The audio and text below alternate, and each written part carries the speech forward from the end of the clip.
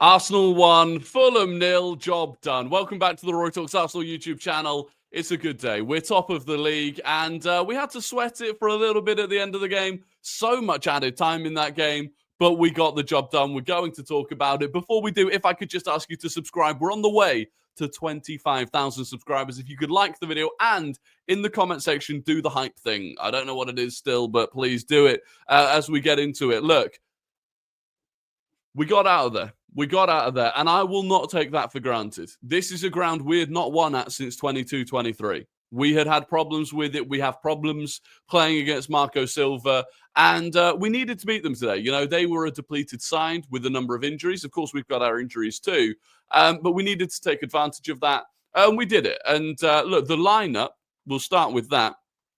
It was exactly, if you watched the preview show yesterday, it was the exact 11 that I asked for. So I had no complaints when it came out. I know a lot of people were complaining about Leandro Trossard, and we will talk about his performance, but obviously he does get ultimately the all-important goal. Eze in midfield. We'll come on to the player performances individually. But look, it was a strong team. It was a strong lineup, and it was pretty much exactly what I asked for. In terms of the game itself, I mean, it's a weird one. It was quite a boring game to watch, right? Neutrals will say it was another boring Arsenal game, and it was to an extent, but it's difficult to have good games against teams that don't want to do anything. For the second game in a row, we've not conceded a shot on target. Fulham didn't have a shot on target. They really didn't have any clear-cut opportunity whatsoever. They had just 0.44 XG. It's the same as the West Ham game.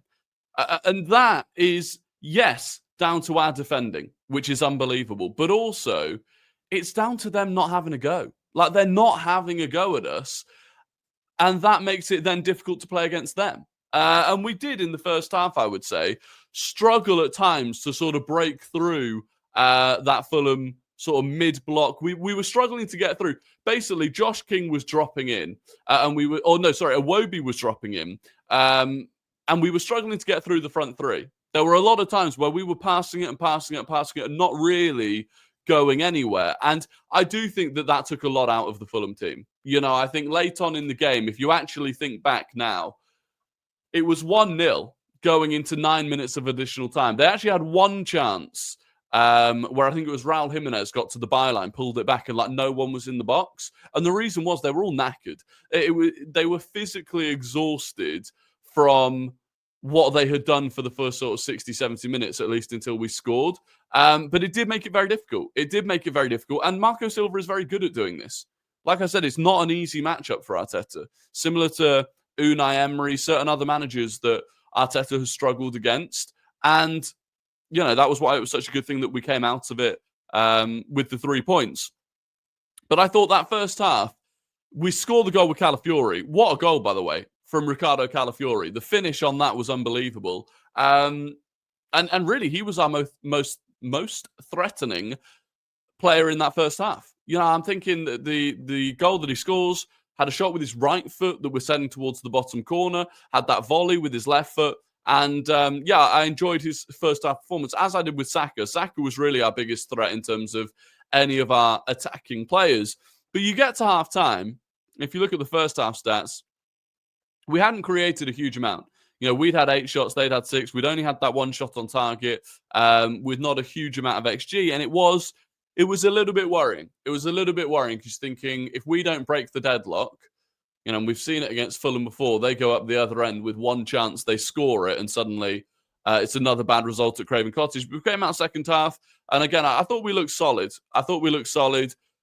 Ultimately, with how good we are from set pieces, if you keep winning enough of them, eventually you'll score. And I actually thought, truthfully, that our set pieces weren't that good today. We did more than normal short corners, which didn't really seem to work out. And then Saka took a couple of corners that didn't really get past the front post. But the one that we score, it's a great ball in. It's a great flick on from Gabriel. And Trossard's just there. You know, Trossard's there in the right place at the right time. He sort of bundles the ball in off his thigh/knee. But that's what you needed him to be there to do. And like I was saying, up until that point, I didn't think he'd had a great game. I thought he was struggling.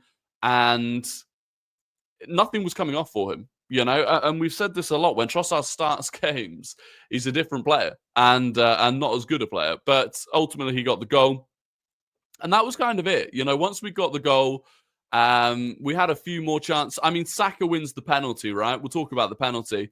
For me, the issue I've got with the penalty is there is contact on his knee before it's Kevin that does it.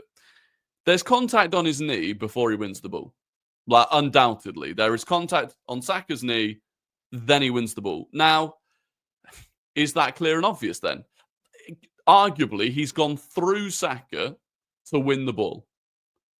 So is it clear and obvious that that's a mistake? I don't think it is clear and obvious, to be honest with you. And there were a couple of other penalty opportunities we could have had as well. Gyökeres was tripped. I think because he tries to stay on his feet and then goes down, it looks like less of a penalty.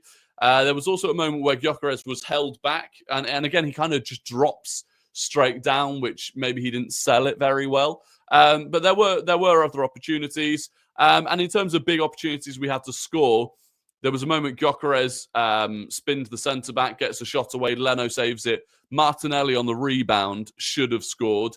A couple of other opportunities Gyökeres had. Another one where he spun, got a shot away, Leno saved it.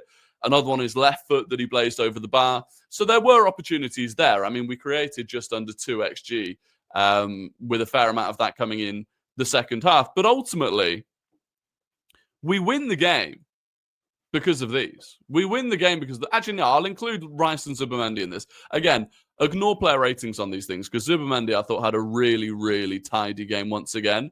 But our defensive record is just obscene. Like, we have conceded 3 goals in 11 games this season in all competitions. 3. And 2 of them were from set pieces. We've conceded 1 open play goal against Erling Haaland in the entirety of the season so far. And if you do that, and if you keep clean sheets, you'll win the majority of games because we will usually score at some point, whether it is from a set piece or otherwise, we will score. And I thought, again, the defense today, I thought Jurgen Timber was fantastic. You know, 1v1 defending is just immense. Saliba was really good. I actually thought Gabriel started the game quite badly. A couple of sloppy moments from him. There was one, it was a really poorly placed pass straight to Harry Wilson. One where he was just too slow on the ball, had it nicked off him. And that was where, you know, Fulham's only sort of threats were coming in the first half was where we were giving the ball away cheaply. But other than that, I thought Gabriel was excellent. Calafiori, like I said, fantastic. And I would say, you know, a lot of people, there's a conversation around Calafiori and Miles Lewis-Skelly and why is Miles Lewis-Skelly not getting these opportunities? I think it's really difficult to argue against Calafiori right now. Defensively, we have this ridiculously good defensive record. And actually, I can't really think of a situation this season where he's made a big error or really had a difficult game against a winger. And then he's offering so much going forwards offensively that I do. I think it's very difficult to argue the case that Calafiori should be dropped from the team right now in favour of Miles Lewis-Skelly. I thought Rice had a really good game. There were so many sprayed passes out to Saka. I wonder if that's something he's worked on. He's always had it in his locker, but I feel like I'm seeing it more these days, where he's just getting his head up and floating one out. Well, kind of not even floating, drilling, spraying. Spraying was the right word. I used the right word the first time. He sprays them out to Saka. That was really good. Obviously, he's running the midfield. Eze, probably not his best game in the midfield today. Again, I do think it was a difficult game, given the way that Fulham had set up, but also that is kind of the game that we brought him in for when we were talking about, you know, needing that directness in midfield and needing a player that can break lines with the ball. So, yeah, an interesting one. It'll be interesting to see if we continue with this or whether we try something different. Maybe we do bring Nwaneri into the midfield, move Eze out to the left. But it was what it was. And yeah, like I said, Trossard didn't have a great game, but got the goal. Saka, I thought, had an excellent game. And Gyökeres was fine. But in terms of where that leaves us now, we're top of the table. We're top of the table, 3 points clear of Man City. Got a better goal difference than them as well. Like I said, the fact that we've only conceded 3 goals is crazy. We do need to start scoring more, though. You know, we've only scored 1 more goal than Bournemouth. We've scored a goal less than Chelsea. And all eyes tomorrow will be on Liverpool versus Manchester United. can Liverpool close the gap back to 1 point, or will we have extended it? It's always good. It's always good to get your game out of the way, get your 3 points out of the way, and then look ahead to tomorrow. We will be live on Big Up for the watch along. Apologies for those that joined the watch along today. Technical difficulties that I couldn't solve during the game, but they should be solved for tomorrow. So looking forward to that. It will be an entertaining game. I actually think, I've got a feeling, Liverpool might be able to, Man United might be able to do a little something for us. So fingers crossed for that. But look, bit of a shorter video today. Do you know what? There wasn't a huge amount to talk about in the game. There wasn't actually that much action in the game. Oh, I will say, another game, well, not even another game, finally a game without an injury. As far as I could tell, no injuries picked up in that game, which is always a good sign, and happy days. But look, that's going to be the end of the video. Like I said, if you could subscribe, like, hype in the comments, all of that good stuff. Enjoy your Saturday evening. Enjoy the rest of your weekend if I don't catch you on the watch along tomorrow. And I'm sure there will be Arsenal-related streams and videos over the next few days. I mean, we're building up now to Atletico Madrid in the Champions League, which should be a really good game. But look, other than that, thank you for watching. I'll catch you on the next one. And until then, goodbye.